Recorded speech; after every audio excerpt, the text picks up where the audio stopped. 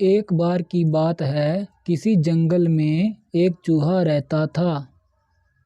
एक दिन जब वो अपनी बिल की तरफ लौट रहा था, तो उसने एक गुफा में एक शेर को आराम करते देखा।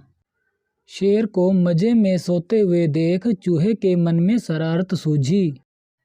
चूहा शेर की गुफा में जा घुसा और शेर के ऊपर चढ़ गया और उछल कूद करने लगा। चूहे की शरारतों से शेर की नींद खुल गई और उसने चूहे को अपने नुकीले पंजों में दबोच लिया। चूहे ने जब शेर के पंजे में खुद को पाया तो वह समझ चुका था कि शेर के गुस्से से अब उसे कोई नहीं बचा सकता और आज उसकी मौत तय है। चूहा बुरी तरह डर गया और रो रो कर शेर से विनती करने लगा कि शेर जी, मुझे मत मारो, मुझसे भूल हो गई है, मुझे जाने दो। अगर आज आप मुझे जाने देंगे तो मैं आपके इस उपकार के बदले भविष्य में जब भी आपको किसी मदद की ज़रूरत होगी मैं आपकी मदद करूँगा। चूहे की बातें सुनकर शेर की हंसी निकल गई। शेर ने कहा, तुम तो खुद इतने छोटे हो, मेरी क्या मदद करोगे। चूहे की विनती सुनकर शेर को उस पर दया आ गई और उसने चूहे को छोड़ दिया। चूहे ने शेर को धन्यवाद बोला और वहाँ से चला गया।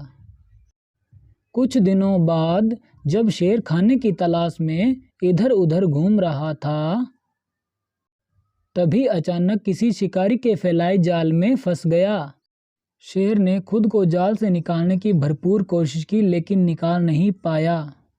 काफ़ी देर कोशिश करने के बाद शेर ने मदद के लिए दहाड़ लगाना शुरू की।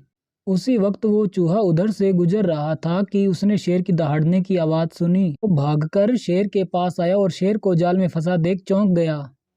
उसने बिना देर करते हुए अपने नुकीले दांतों से जाल को काटना शुरू किया और कुछ ही देर में उसने पूरे जाल को काटकर शेर को आज़ाद कर दिया।